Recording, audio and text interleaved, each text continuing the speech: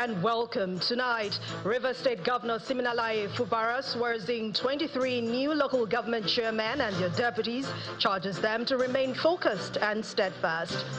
One killed, 3 others injured as bandits kidnapped district head of Kanya in Dakwo, Wasago local government area of Abia State a few days after armed bandits killed the APC chairman of Syria local government area in the state. Imo State government demolishes property allegedly linked to kidnapping activities in Ogu local government area of the state, warns that landlords will be held liable for any criminal activity in their properties. And Israel issues fresh evacuation orders in southern Lebanon as it continues with its ground invasion, just as Hamas says 26 were killed from Israeli strikes in Gaza. Well, it's official. River State Governor Siminalayi Fubara has sworn in 23 local government chairmen elected in the local government election held on Saturday. The ceremony, which took place at the Government House in Port Harcourt, the state capital, followed the announcement of the final results by the State Independent Electoral Commission and the issuance of certificates of return to the newly elected chairmen. 22 of the chairmen were elected on the platform of the Action People's Party, the APP, while the Action Alliance AA candidate emerged winner in Eche local government area of the state. The governor, in his speech, however, raised an alarm that his opponents are mobilizing people to confront the council chairmen in their offices on Monday. A day after the local government election and official declaration of results, the River State Independent Electoral Commission issued certificates of return to the newly elected council chairmen in the state. For the avoidance of doubt, the commission had earlier declared the results for 22 chairmanship seats on Saturday evening, the same day the poll was conducted, suspending announcement for Eche local government area and all 319 councillorship seats. Before issuing the certificates of return, the chairman of the commission announces the pending results, declaring the Action Alliance candidate, Uzadin Mawafo, as winner of the election for Eche local government. He also commended the peaceful conduct of the electorate during the election. Action People's Party, APP, 22 local governments. Action Alliance, AA, 1, which is Eche. Total AGS, 23.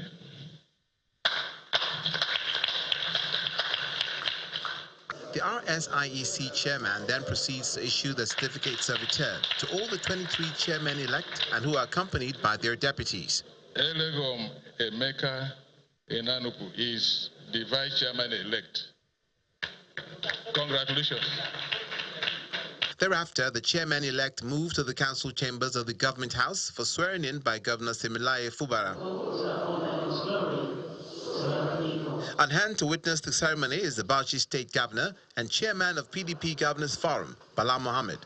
Others in attendance are River State political leaders, members of the State Executive Council, National Assembly members and family members of the chairman-elect. In 3 batches, the 23 chairmen-elect comprising 21 men and 2 women are called to take their oath, sign the register, and share a ceremonial handshake with Governor Siminalayi Fubara. In his address, the governor expressed joy at the conclusion of the process while appreciating the democratic nature of the election. We return all the glory to God Almighty. Let me also appreciate the President of the Federal Republic of Nigeria, and that is the truth. The President, without his support, I also believe strongly, and every one of you will also agree with me, that we won't be here. So I want to appreciate him for being a Democrat. He, however, raises the allegation that his opponents are mobilizing 20 persons per political unit to confront the new chairman at the council secretariats on Monday. I'm aware that they are mobilizing 20 people per unit to go and confront you tomorrow when you resume in your local government headquarters. But please, if they are coming with violence, avoid them. the peace of the state is too important to us. With the certificates of return now in their possession and swearing-in ceremony conducted, the chairman will assume office immediately to begin their 3-year tenure.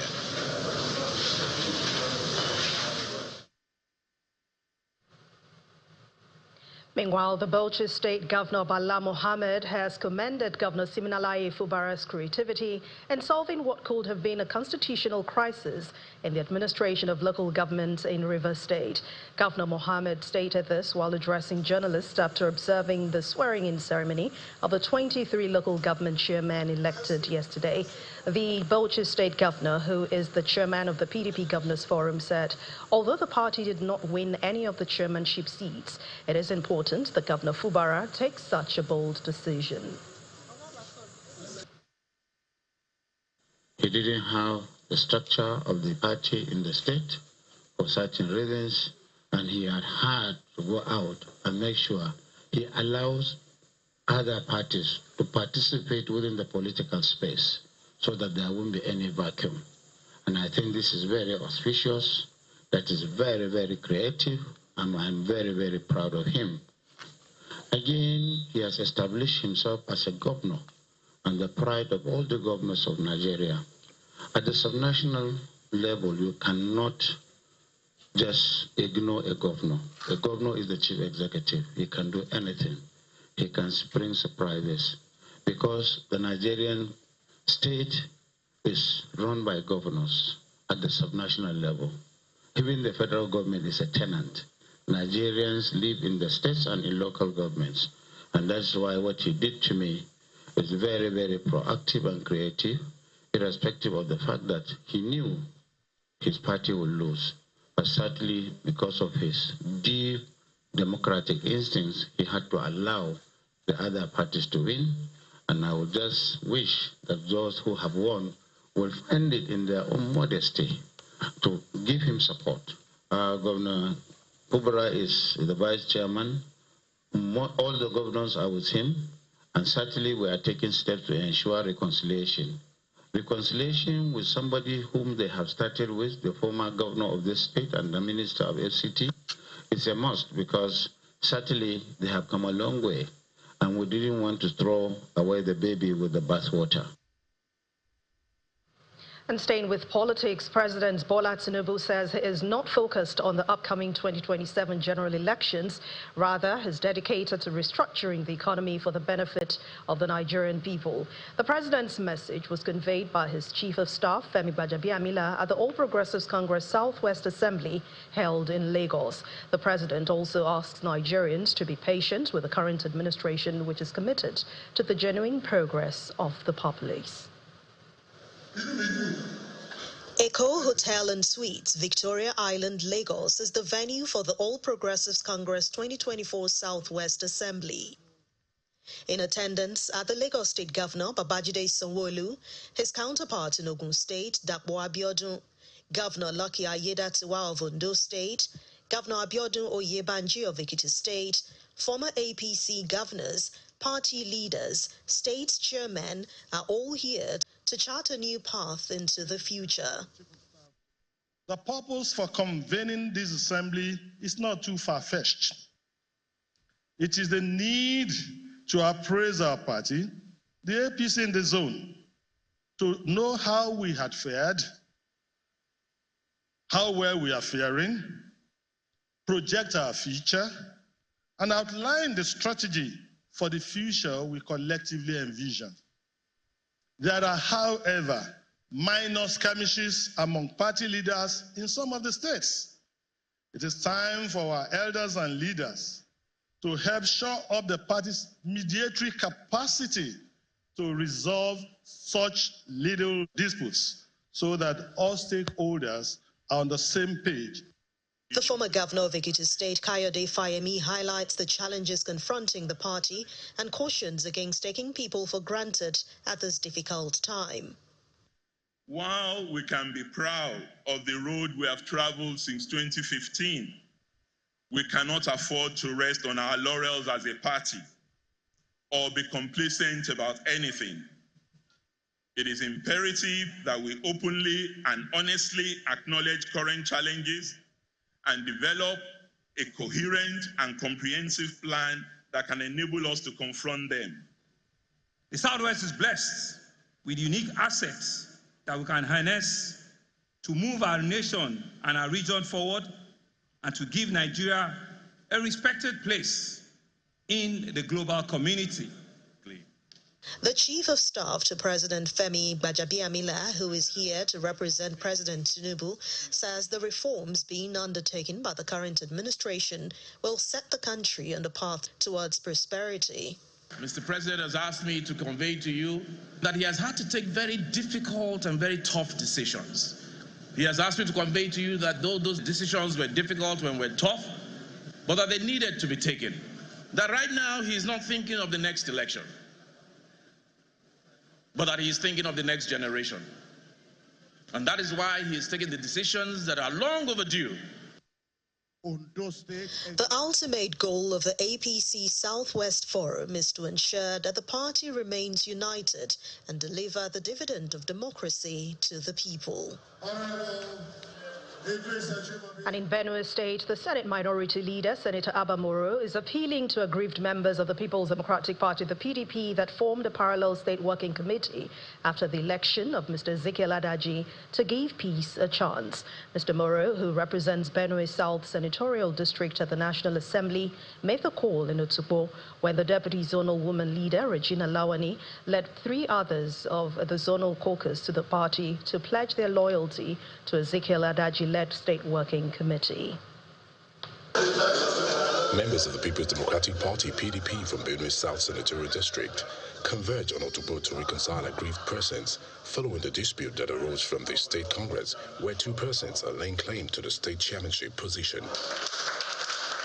The Independent National Electoral Commission, INEC, had on Thursday monitored the elective State Congress of the PDP, which produced Mr. Ezekiel Adaji as state chairman, only for a parallel list to emerge with Mr. Chris Abba as a factional chairman. Following the emergence of a parallel group, the party's leaders from Benue South, where the position of chairman is Zone 2, quickly meet to resolve the matter, just as some members renounced their inclusion in the parallel list. As far as I'm concerned, any other list that will include any of us here from this one that was held, that the National Working Committee, the caretaker committee members, the INEC, everything was there. There was accreditation, there was proper voting, counting were made, agents were there.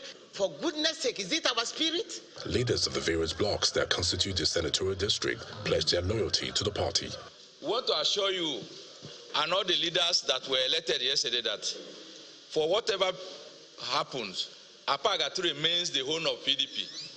And we can never abandon this party. We don't have problem, and I believe strongly that we will continue to support you and to see that at the end of it all, PDP will come out 100%. We, the people from Oju and Obi who contested for this state chairman, have decided that in the right direction, we must obey the leader of the party. The Senate Minority Leader asked all aggrieved members to give peace a chance, being the only zone that produced a PDP senator in the 2023 polls in Benue State. For those are brothers who feel aggrieved by the outcome of the various congresses, I invite them to tread the path of wisdom, to tread the path of responsibility, to come back home so that together we can build a very formidable, a very visible future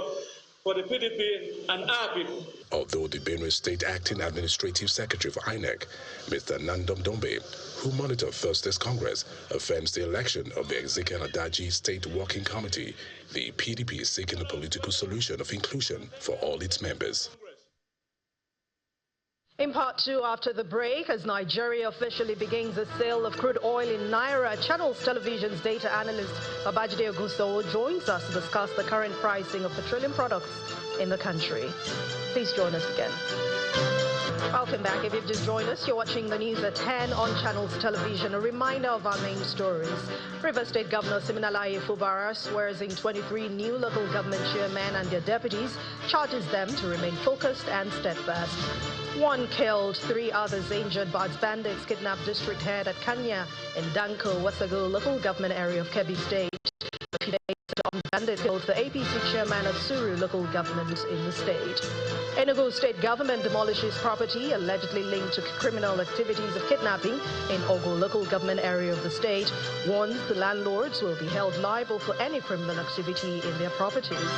And Israel issues fresh evacuation orders in southern Lebanon as it continues with its ground invasion, just as Hamas says that 26 were killed from Israeli strike in Gaza.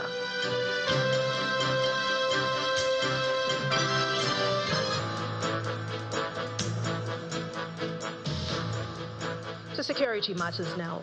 Barely a few days after the killing of an APC chieftain by armed bandits in Syria local government area of Kebbi State, the bandits have struck again, killing 1 person and abducting the district head of Kanya in Danko, Wasago local government area of the state. Apart from the district head, Alhaji Isa Daya, 7 others were abducted, while the attack left 3 persons injured and now receiving treatment at the hospital. The Kebbi State Police Public Relations Officer SP Nafui Abubakar, who confirmed this attack, says a combined security team led by the police have launched a manhunt for the abductors of the monarch and the other abducted persons. He says that Kebbi State government have provided needed logistics to tame banditry in the affected towns, especially in Kebbi South. Staying with security, the Enugu State government has demolished another property associated with kidnapping activities in the Amebo Oweli Autonomous Community of Ogo local government area. This follows similar actions taken in August when the government demolished properties linked to kidnapping in Obweke Nike and Nkubo Nike, both located in the Enugu East local government area, where cache of arms and ammunition were recovered. At least the latest demolition site, the executive chairman of Enugu Capital Territory Development Authority, Kanya, reveals the several arms and ammunition were also recovered. The property you see us taking down right now is a place where a horrendous criminal activity happened.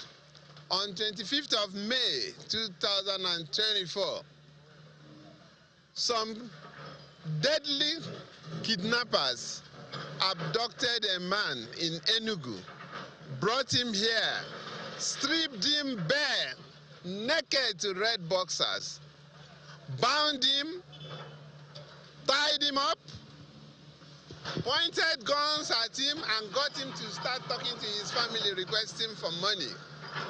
They held him down, but to the glory of God and dexterity of Governor Peter Mba, who is giving his all to security, Enugu State government was able, through our tracking system, to see what was happening in this rural Ogu community. And we went on. The security agencies moved in place. The kingpin escaped, but every other person was arrested. The kingpin escaped to Ebonyi. The Enugu State government tracked him to Ebonyi. He escaped to Lagos. Enugu State government caught up with him in Lagos and brought him back. We have him in our custody. This is a warning to every landlord. Enugu State government will never accept as an excuse. I am in Australia, I am in America, my brother-in-law took people here, every landlord, once you put up a house in Enugu, we hold you responsible for any criminality that happens in your property. Earlier this week, the National Bureau of Statistics, the NBS, released Nigeria's official petroleum product distribution statistics for the year 2023. What do these numbers mean, especially, of course, for domestic refining of crude oil, petrol availability, and the future of petrol price for Nigerians? Tonight, Babajide Ogunsanwo, founder of Leadership by Data, and Channels Television's data analyst, is here to share more updates about these petrol facts. Hello, Babajide. Thank you for joining us again on the news at 10. Good evening, though the official petroleum importation statistics for the year 2024 were really not released, we now have some relevant historical petroleum importation facts. But when we talk about the stand at the moment, what stands out in this report?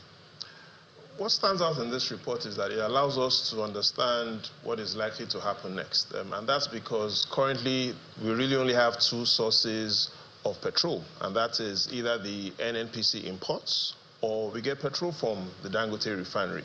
Yes, within this report it talks about household kerosene, it talks about liquefied petroleum gas, but the most important thing is we now have trends. We can easily now look at what has happened to petroleum importation in the last decade. So let's take a look at the facts to allow us to clearly look at where were the highs, lows, and is there anything unusual with petroleum product importation. Carefully studying the facts, especially looking at the first 5-year period between 2014 to 2018 and looking at what has happened between 2019 to 2023 based on the results and the data from the National Bureau of Statistics, there doesn't seem to be any much disparity. In simple terms, there's no cause for alarm. What does this report mean for the common man? On an average, in this decade, in the last 10 years, the average petrol import into Nigeria is now averaging 55 million liters per day. That's a summary. Between 2014 to 2015, Nigeria's daily petroleum product imports 55 million liters per day. So those are the facts. But the petrol queues are still here. I mean, someone was even talking yesterday about maybe there'll be a scarcity soon, but that's not clear yet. How much petrol are we getting from the Dangote refinery? And do we have any statistics on ground as we speak? So it's interesting. What we have is preliminary statistics, but the preliminary statistics gives us reasons to be bothered. Remember the number I told you about, 55 million liters of petrol is what is imported into Nigeria on an average every day. So those are the numbers that we are keeping an eye on, 55 million liters. The question now is, how much are we getting from Dangote? So let's take a look at the facts, because it allows us to understand and answer the question, should Nigeria stop importing petrol? So today is day 21. NNPC started lifting petrol from Dangote refinery September 15. The preliminary numbers we have shows that the actual PMS supply from Dangote refinery, 148 million liters. However, what was expected, what was planned, was 540 million liters. In simple terms, what the NNPC has gotten from Dangote is just 27% of what it expected. But here's why this is important. Since September 2015 to date, till today, on an average, what the NNPC is lifting from Dangote is averaging 7 million liters per day. You heard that right, 7 million liters per day. However, what the country needs is about 55 million liters. So clearly there's a shortfall. So I'm speaking to petrol queues, only two things can happen. It is either Dangote refinery significantly starts producing more petrol, or the NNPC starts importing. Look at it this way. If the NNPC stops importing and all we keep getting on an average from the refinery is 7 million liters, 8 million liters, 9 million liters, you are more likely to see fuel queues daily than for you to wake up to see the sun. Because clearly, what we understand as of today is what is coming out from the refinery in Lekki significantly below what the country needs. Significantly below. So what is next for the NNPC? That will be the next question, especially in the final quarter of 2024. It depends. First of all, we could understand that the refinery, Port Harcourt refinery, still hasn't come up. But one of the reasons why that hasn't come up is, in simple terms, this refinery is OLD. Let's take a look at it. We're looking at Port Harcourt refinery that started in 1965. Yes, it has had a lot of issues on dates. But the summary is, let's take a look at some of the cars that we used when we were in 1965. You look at that Volkswagen Beetle. That was the car in 1965. Today, can you still go around with this car? No matter how much you try to refurbish, that car is old. Look at the Datsun. 1965, this was the same year the Port Harcourt refinery was started. no one drives around in these sort of cars anymore.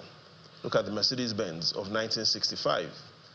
Yes, nice, but that was the thinking in 1965 when the Nigerian Port Harcourt refinery started. So in simple terms, yes, this Port Harcourt is a refinery, 210,000 barrels per day. However, the challenge is we're finding it hard, and the NNPC seems to be finding it hard to get a lot of people to make this refinery work. So perhaps what we really will have in Port Harcourt will be a new refinery. But beyond refinery, this is where we have what makes me bothered.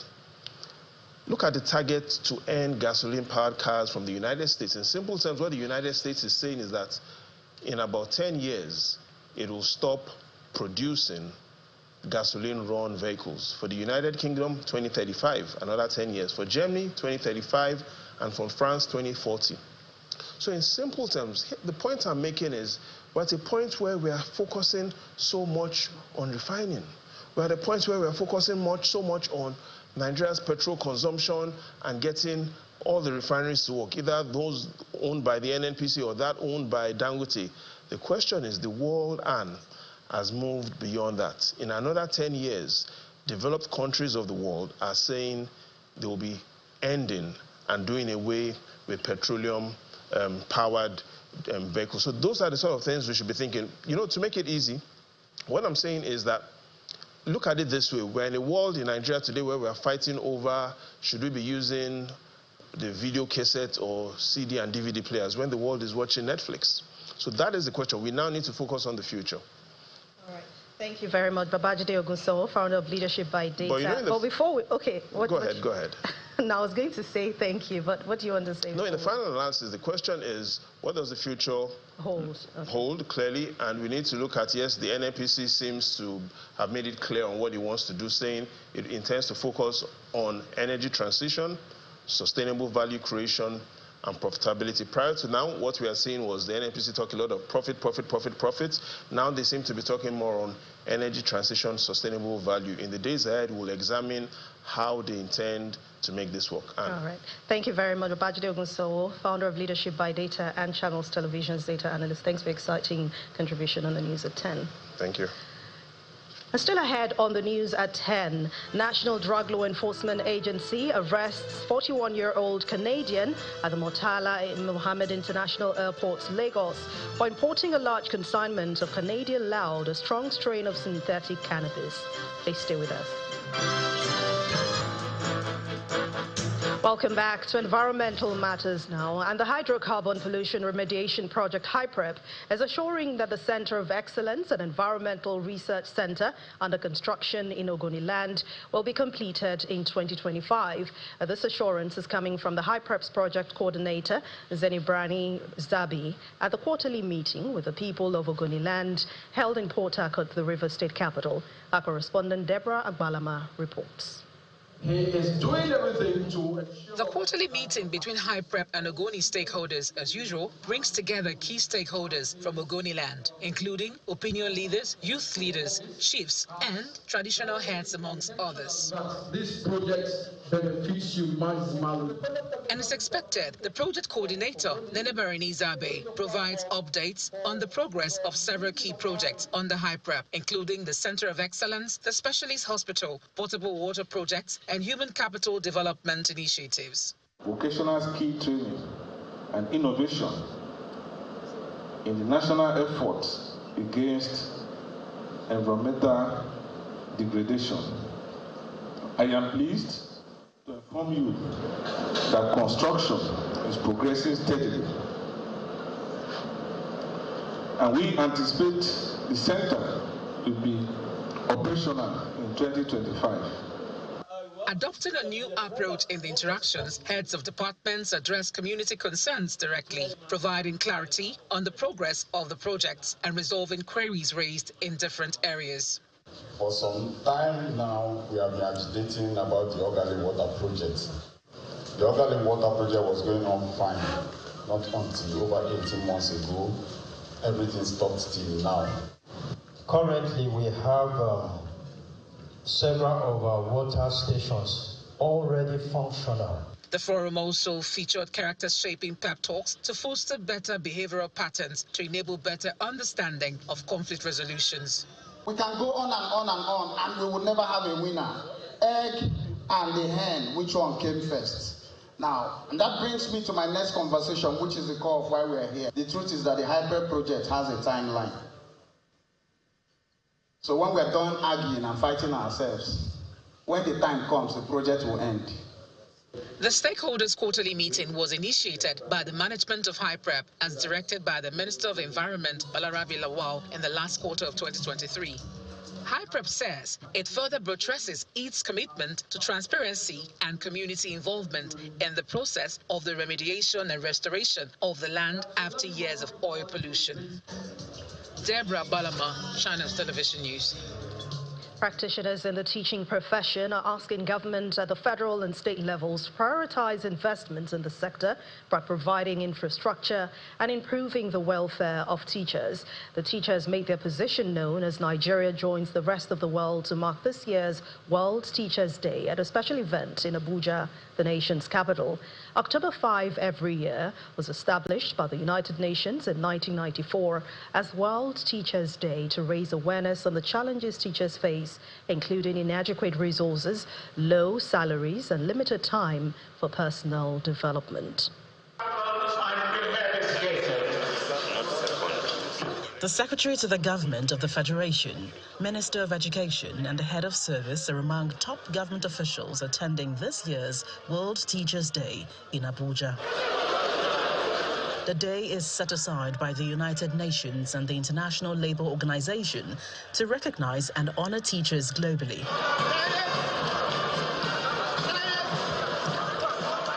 Parade by teachers is a significant part of the celebration as it adds color to the occasion.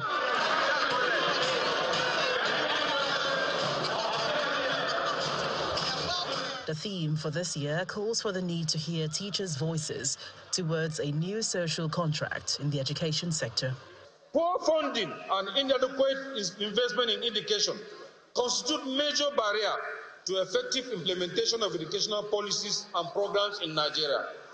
Budgetary allocation to the sector over the years have remained a fair cry from the international recommended benchmarks of at least 6% of GDP and/or at least 20% of the national budget. Officials of the United Nations draw attention to areas that need urgent intervention in the sector. In line with the recommendations of the United Nations Secretary General's high-level panel on the teaching profession, we stress the importance of international cooperation to ensure teachers are granted the professional respect, autonomy, and resource they deserve. However, the federal government is reassuring teachers of its commitment to improve welfare and investment in the sector. The federal government of Nigeria presently places emphasis on the teaching profession as enshrined in the National Policy on Education, which states among the other goals of teacher education to provide highly motivated, conscientious, and efficient classroom teachers for all levels of our educational system. We recognize the urgency of addressing the challenges in the sector, and we are committed to ensuring that Nigerian teachers have the tools, recognition, and resources needed to succeed. World Teachers' Day is marked annually on October 5, and as teachers speak to the issues affecting them this year, many here hope that those in authority would listen and act. And to mark the World Teachers' Day in Anambra and Ekiti States, Governors Chukwuma Soludo and Biodo Yebanji have commended teachers for their roles in shaping the lives of the leaders of tomorrow. The governors speaking at the event to mark the day in their states also appealed to the teachers to be exemplary in the conduct and service delivery.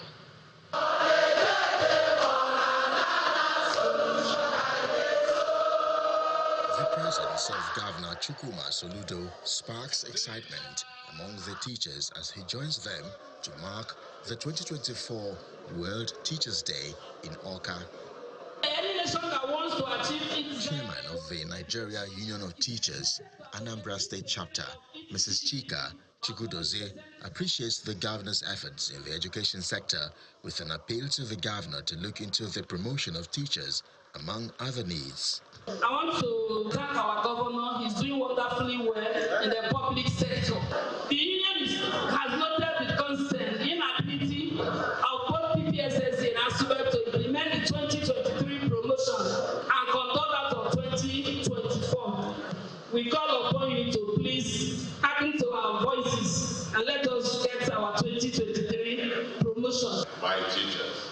For the Anambra State governor, he points out the massive influx into public schools due to the no tuition policy of the state government, as well as Anambra State ranking lowest in the status of out-of-school children. Before now, as at the end of last year, enrollment in all public schools had gone up by 18.7%, and Anambra also ranked number one in having the lowest number of out-of-school children.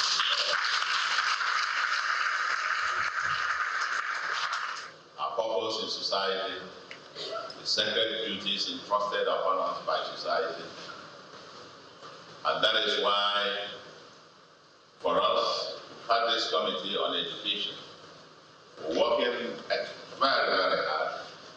Some outcomes yet, but some yet to come. Some yet to come, one of which will be in terms of amendment or reformation or a total overhaul of our education law.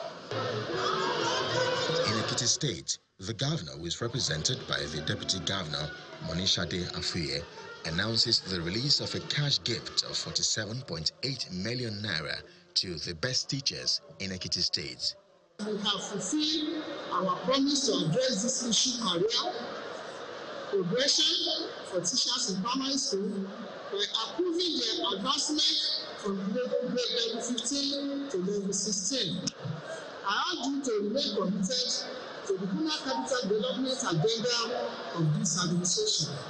Meanwhile, the chairman of the Academic Staff Union of Secondary Schools, Shola Adigu, is urging the government to enable secondary school teachers advance to grade level 17 for better career progression. Teachers should not be seen as the implementers of policies, education policy alone. Teachers should be seen as courageous enough, knowledgeable enough to contribute when these policies are being made. With these gestures for teachers, it is expected and hoped that the teachers will stay exemplary in conduct and delivery of service. In a bid to enhance efficiency and productivity in the civil service, the Imo State government has now introduced the written, oral and computer-based test promotion system, particularly for civil service directors and deputy directors aspiring to become permanent secretaries in the state. According to the state government, this recent strategic move is aimed at ensuring that the only best and most qualified senior civil servants are sent to critical positions within the state civil service. Our correspondent, Ayitokwe Kutei, reports. The Imo State Civil Service is a major employment provider in Imo State, supporting the economy by offering numerous positions across various ministries and departments. Known as a fulcrum upon which governance rotates, especially in the instrumentation of policies and programs of the state government, the Imo State government recently introduced a rule and computer-based test promotion system, particularly for civil service directors and deputy directors aspiring to become permanent secretaries in the ministry. According to the new Imo State Head of Service, Mrs. Chikodi Emenalom, this recent development is part of plans by the Uzodinma-led administration to rejig the Imo State Civil Service and also invest in human capital development. The exercise is a welcome one because we have a lot of vacancies that needed to be filled up. And the exercise is a transparent one because government wants to be sure only credible and qualified officers occupy these vacancy. During one of the scheduled examinations for over 200 participants, some of the facilitators say the system is not only designed to assess candidates' aptitude and knowledge, but also to test their practical skills, leadership abilities, and expertise necessary for the role of a permanent secretary. So what we've done here, in a lot of times, people move from one position to the other based on career progression. But for permanent secretary, it's a high level, senior position. Permanent secretary position, is critical to run to the governance process. They are the managers of resources, manpower, financial and even physical resources. They are the head of the bureaucracy in their various agencies and their ministries. This development, no doubt, marks a significant step towards a more merit-based and performance-driven civil service in Imo State, which will in turn inspire greater accountability, competence, and professionalism within the Imo civil service. Eyitope Kutei, Channels Television News. The Federal Ministry of Works has commenced phased palliative works on the Abuja-Kaduna dual carriageway to alleviate the sufferings of road users. The 366 million naira project, expected to be completed within 2 weeks, encompasses patching of existing potholes, the reinstatement of critically failed sections along Section 1 of the expressway spanning from kilometer 0+00 in Uzuba FCT to kilometer 31.200, and that's on the Niger-Kaduna State's border. During an inspection tour over the weekend, the Director of Highways, Mr. Mohammed Goni, asked the contractor to adhere to the contract terms, warning that no extension of the completion period will be entertained. It describes the project as a catalyst of economic growth and a vital artery connecting northern and southern parts of Nigeria. The National Drug Law Enforcement Agency, the NDLEA, has arrested a 41-year-old Canadian lady, Adrienne Munju, at the Bala Muhammad International Airport in Lagos for importing a large consignment of Canadian loud, which is a strong strain of synthetic cannabis. A statement signed by the Director of Media and Advocacy of the agency, Mr. Femi Babafemi, says the suspect was arrested during an inward clearance of the passengers on KLM airline flight from Canada to Terminal 1 of the Lagos Airport on October the 3rd, 2024. The statement adds that during a joint examination of the 3 bags belonging to Ms. Munju, who was coming from Nigeria for the first time, 74 parcels of the illicit substance weighing 35.2 kilograms stuffed in 2 of her 3 bags were found. In her statement, the suspect claimed that she was recruited to traffic the consignment through an online platform for 10,000 Canadian dollars upon successful delivery in Lagos. She says she took the offer because she needed the money to pay for her ongoing master's degree program in Canada. And now to the arts. Sylvester Aguda presents his latest body of works in the solo exhibition in Lagos. The show features collage and mixed media pieces that explore different social issues. We see that on Art Review tonight.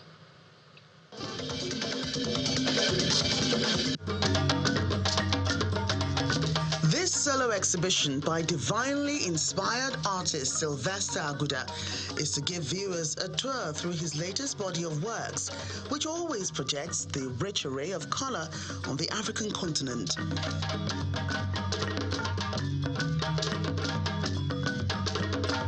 This exhibition is an exhibition of collage and mixed media works of Sylvester Aguda.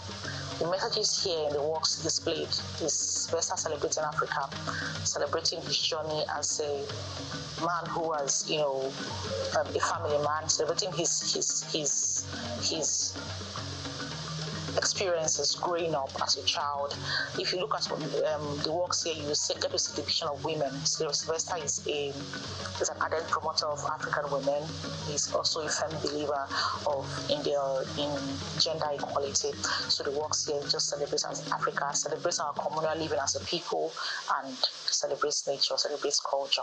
This artist is not around to take us through his latest artistic journey as depicted in the body of works, but his curator does the honors. Here you see some works. We have some Marx series.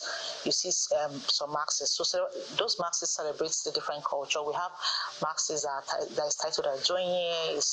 Especially came from the masses you can find in Idoma, that's celebrating strength. You find another piece which is titled Emily.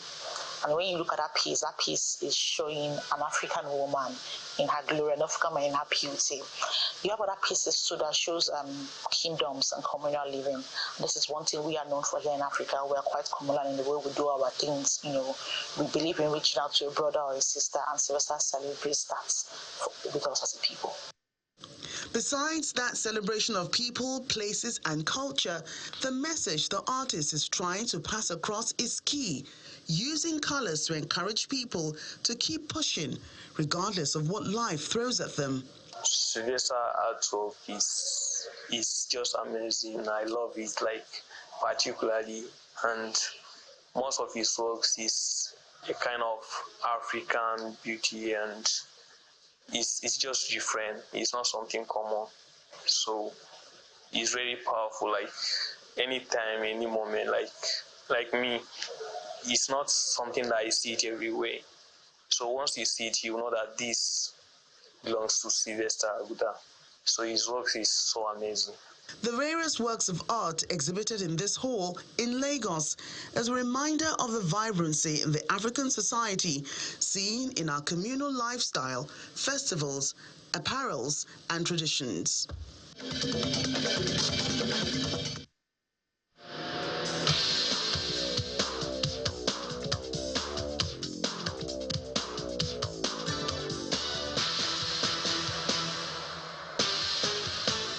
In the world of sports, Kwara United have ended the 4 games unbeaten run of Remo Stars in today's match day 5 of the Nigeria Premier Football League. Shola Abdul Rahim got the only goal for the game to displace the Kenya-based team at the top of the league table.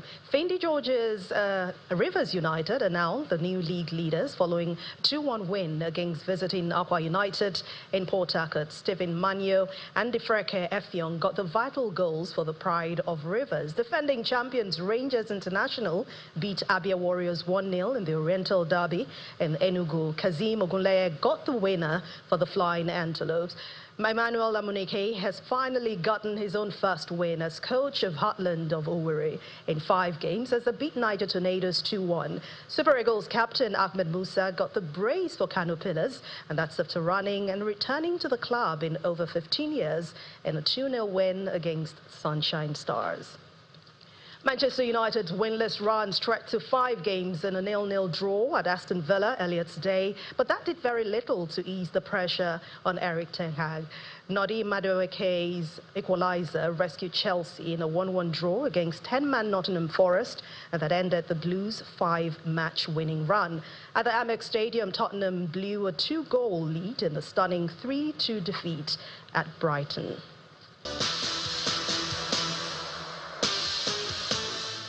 Outside our shores, there have been explosions heard in central Syria, with reports that Israel had targeted the area.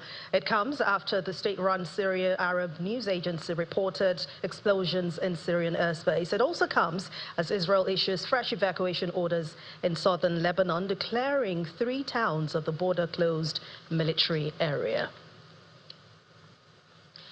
And the main news again. River State Governor Siminalayi Fubara today swore in 23 new elected local government chairmen and their deputies in the state. 22 of the chairmen won under the platform of the Action People's Party, the APP, while the candidates of Action Alliance, AA, won in Echel local government area of River State. That's the news at 10 tonight. Thank you so much for watching. I'm Anne Wawadu. Have a wonderful week. Good night.